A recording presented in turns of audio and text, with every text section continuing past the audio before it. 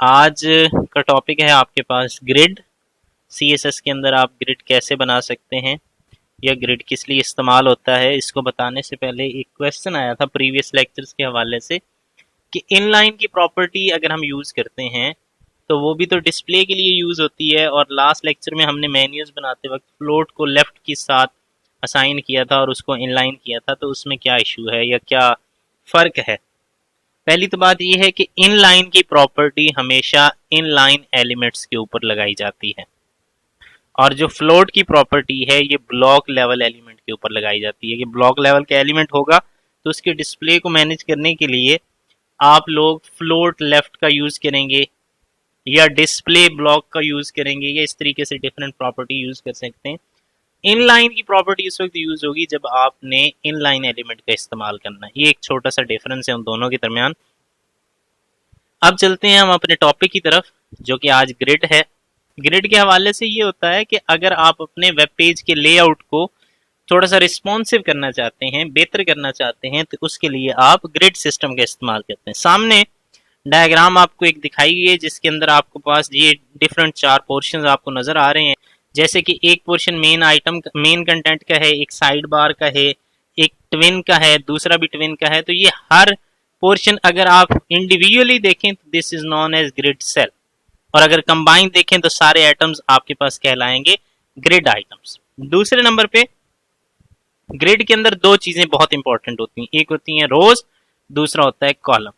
अगर आप पहली रो देखें तो उसके अंदर 2 ग्रिड आइटम्स नजर आ रहे हैं जिसमें एक मेन कंटेंट का है और दूसरा साइड बार का है। और दूसरी रो देखें तो उसमें 2 ग्रिड आइटम है, दोनों का नाम आपने ट्विन रखा है। सेम इसी तरीके से 2 कॉलम्स भी यूज हुए हैं। तो आप ग्रिड के जरिए अपने वेब पेज को डिफरेंट रोज एंड कॉलम्स के अंदर भी डिवाइड कर सकते हैं। तीसरी चीज, ये आपको छोटी सी गैप नजर आ रही है व्हाइट कलर की 2 ग्रिड आइटम्स के दरमियान, this is basically known as grid gap.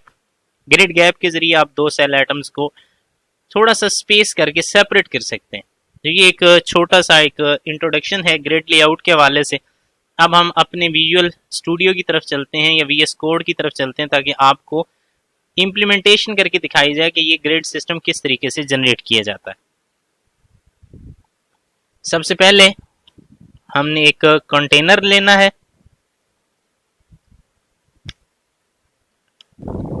इस कंटेनर के अंदर हमने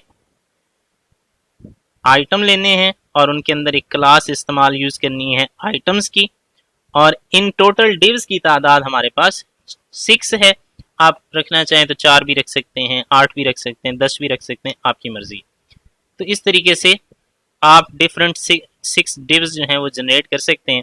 अब हम आते हैं अपने डिस्प्ले की तरफ। अगर आप फर्स्ट टाइम इसको डिस्प्ले करके देखें, चूंकि अभी हम इसको डिस्प्ले कर हमने चूंकि कोई इम्प्लीमेंटेशन की ही नहीं है तो आपको कोई चीज़ नज़र नहीं आ रही। अब हम जाते हैं थोड़ा सा स्टाइलिंग की तरफ। तो सबसे पहली क्लास है आपके पास कंटेनर की। तो कंटेनर की हमने हाइट, विड्थ और बैकग्राउंड कलर को हमने मैनेज करना है।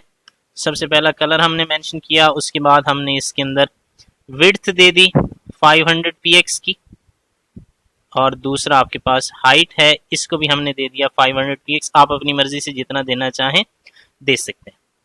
अब जरा गौर करें तो आपको ये चीज़ थोड़ा सा डिफरेंट नजर आए। अब वो कंटेनर जो है उसका कलर आपको और तरीके से नजर आया है, जो प्रॉपर्टी आपने सेट की है उसी हिसाब से आपको चीज़ नजर आ रही है। लेकिन अभी तक यहाँ पे कोई ग्रिड की इम्प्लीमेंटेशन नहीं हुई।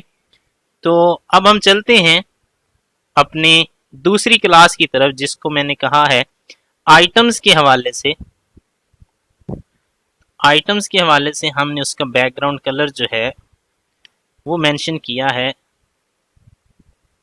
एक्वामराइन के साथ, और इसका कलर हमने मेंशन कर दिया यहाँ पे। अब ज़रा यहाँ पे देखें, फिलहाल किसी किस्म की कोई चेंजिंग आपको नज़र नहीं आई है। उसकी मेजर रीज़न क्या है, उसकी मेजर इशू क्या है? क्योंकि अभी हमने इसको ग्रिड की फॉर्म में डिस्प्ले ही नहीं करवाया है। हम जैसे ही यहाँ पे ग्रिड लिखेंगे आपको ये चीज़ आसानी से नज़र आना स्टार्ट हो जाएगी। अब यहाँ पे देखें, वो पूरा कंटेनर जो है उसका कलर चेंज हो गया, लेकिन ऐसे होता नहीं है। ये क्यों चेंज हुआ है, किस वजह से सारा चेंज हुआ है, हम इसको किस तरह डिफरेंट पोर्शंस के अंदर चेंज कर सकते हैं, तो उसके लिए कुछ प्रॉपर्टीज हैं जो हमने अब यहाँ पे इम्प्लीमेंट करनी है। सबसे पहली प्रॉपर्टी है आपके पास ग्रिड टेम्पलेट कॉलम, कि आपके पास ये जो ग्रिड जनरेट हुआ है आप इसके टोटल कितने कॉलम्स बनाना चाहते हैं।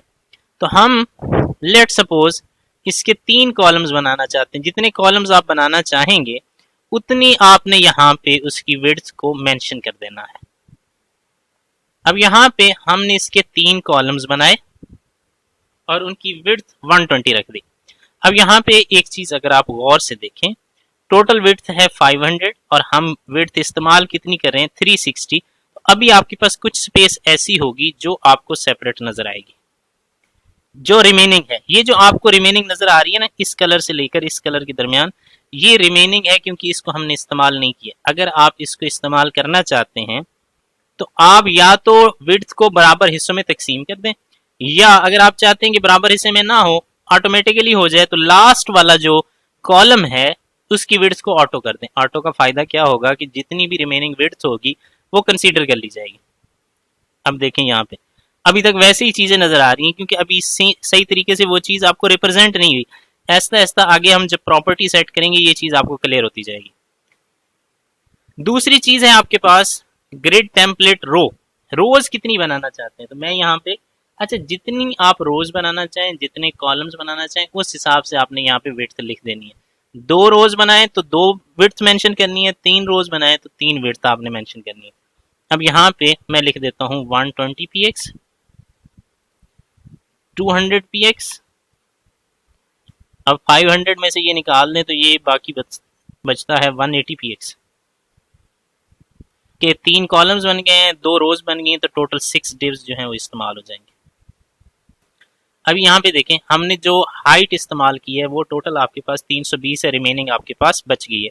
इसको भी अगर आप करना चाहें तो यहाँ पे ऑटो कर दें। जैसे ही ऑटो करेंगे वो चीज ऑटोमेटिकली उतनी विड्थ को इस्तेमाल कर लेगी।